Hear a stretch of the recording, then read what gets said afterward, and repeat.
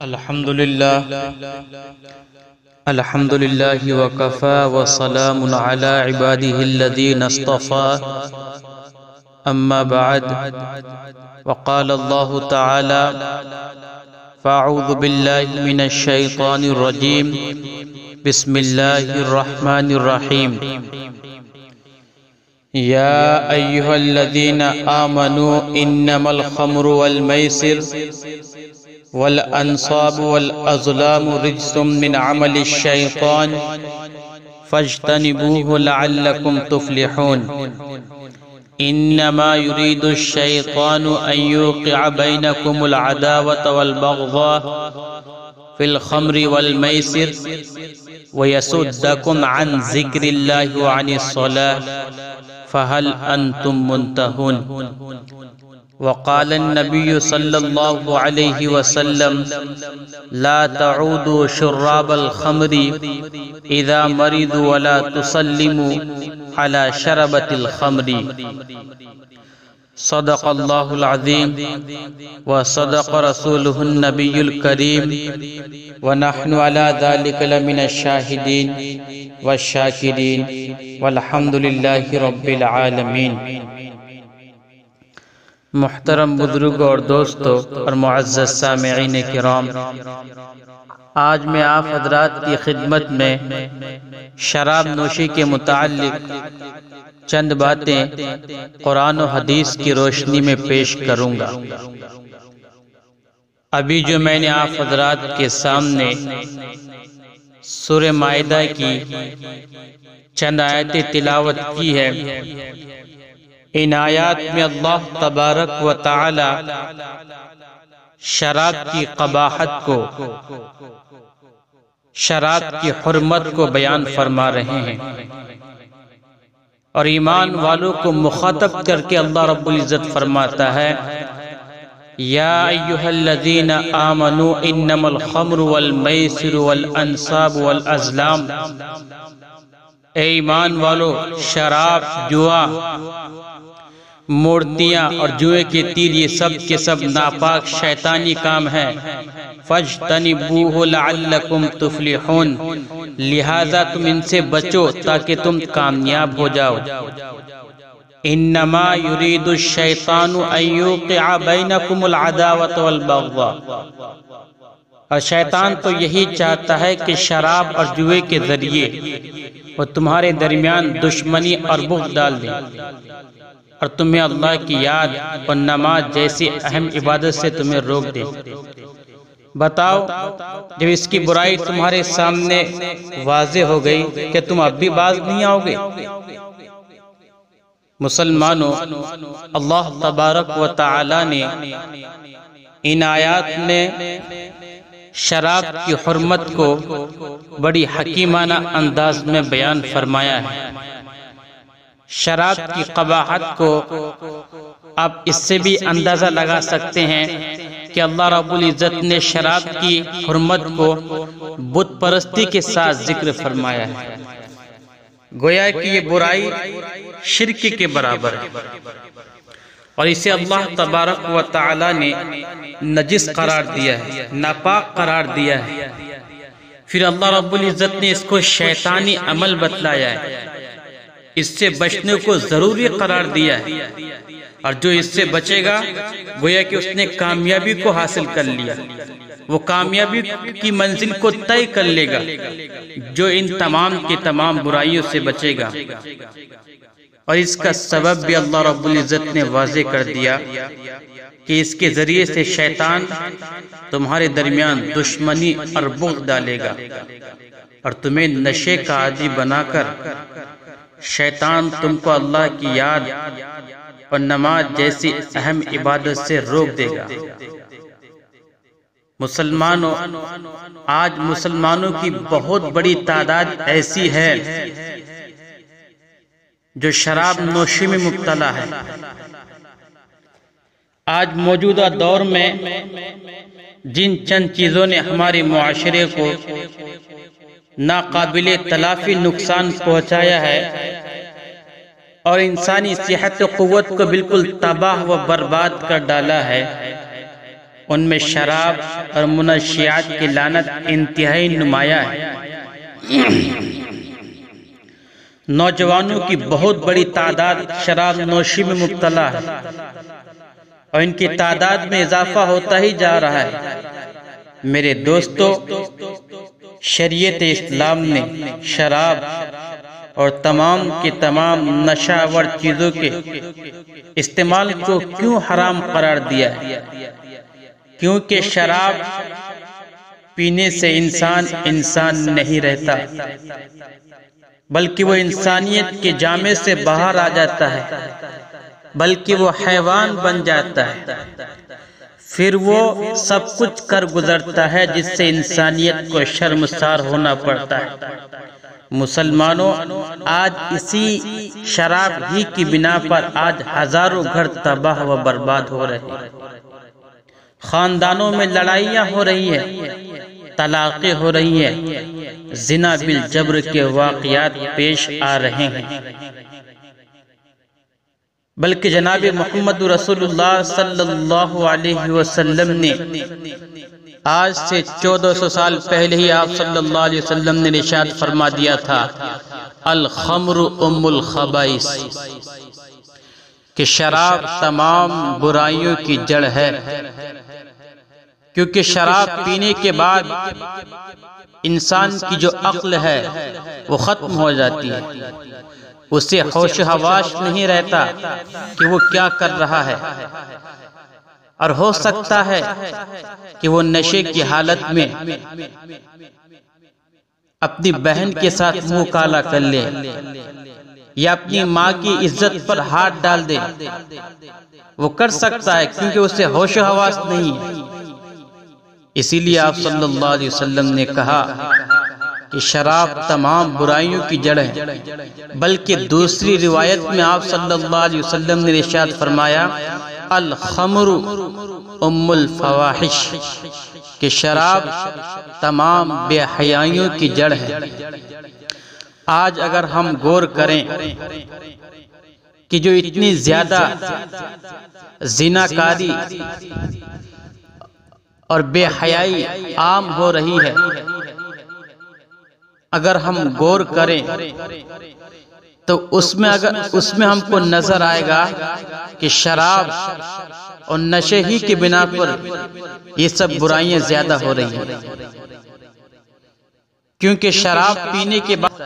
کیونکہ اسے ہوش و حواس نہیں رہتا، چوری کرنا اس کے لیے آسان ہو جاتا ہے۔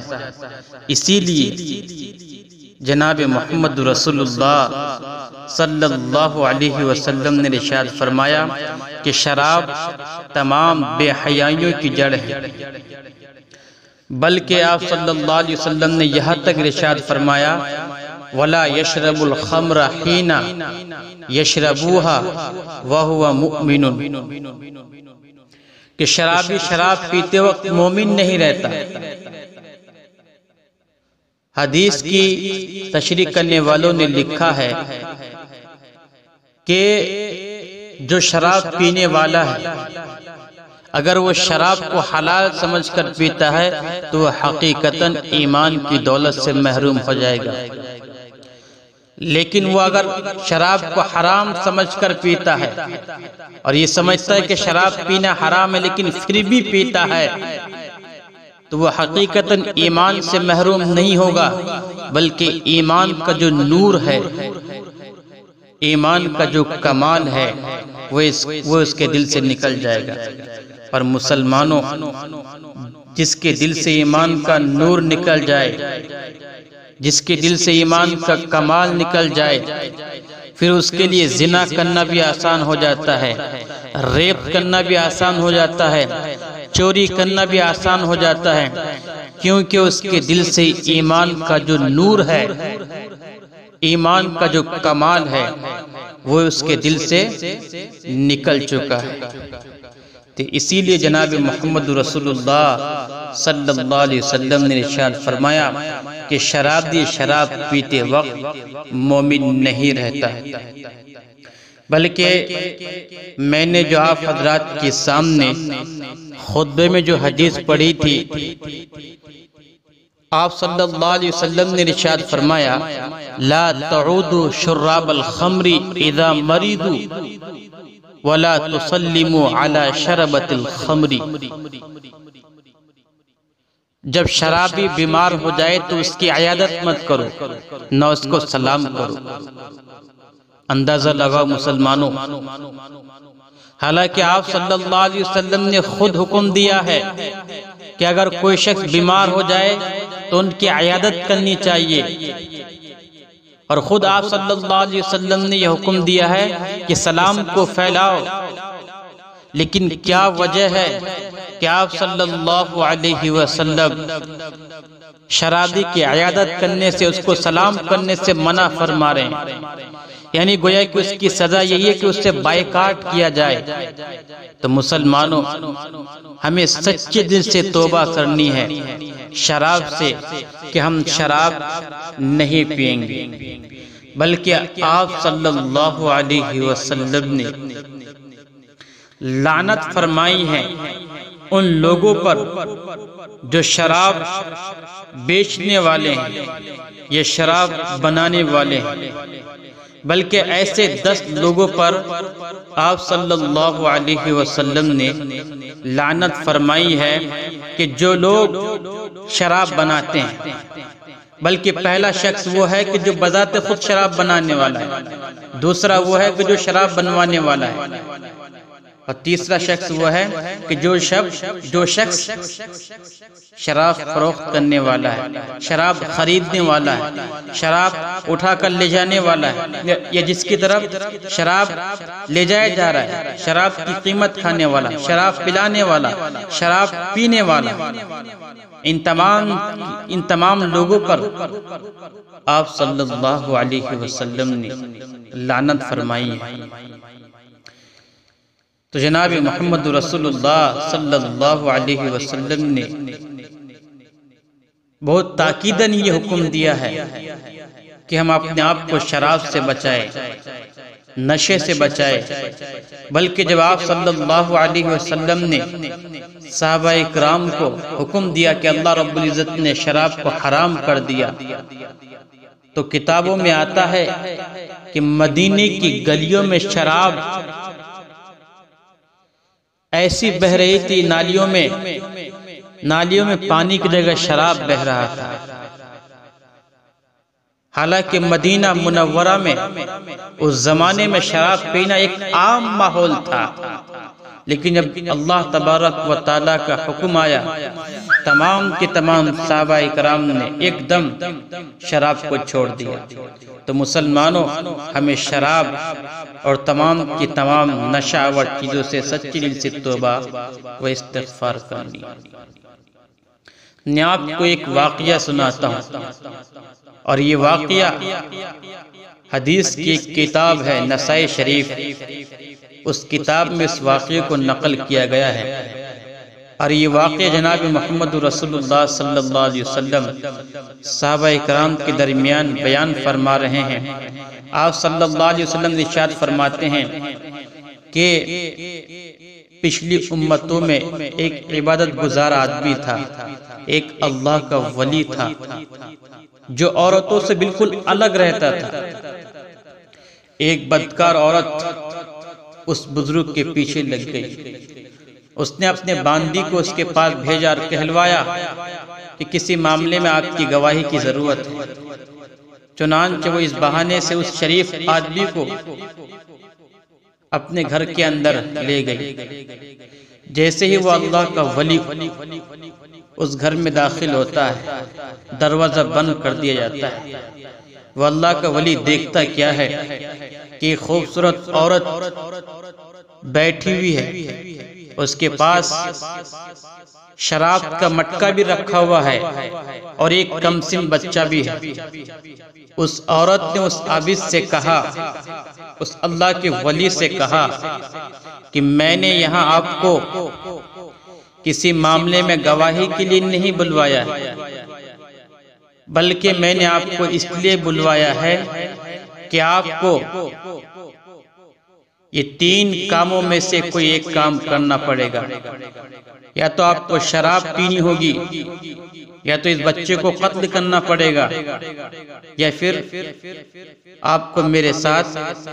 منہ کالا کرنا پڑے گا، زنا کرنا پڑے گا۔ یہ تین آپشن اس بزرگ آدمی کے سامنے اس عورت نے رکھا۔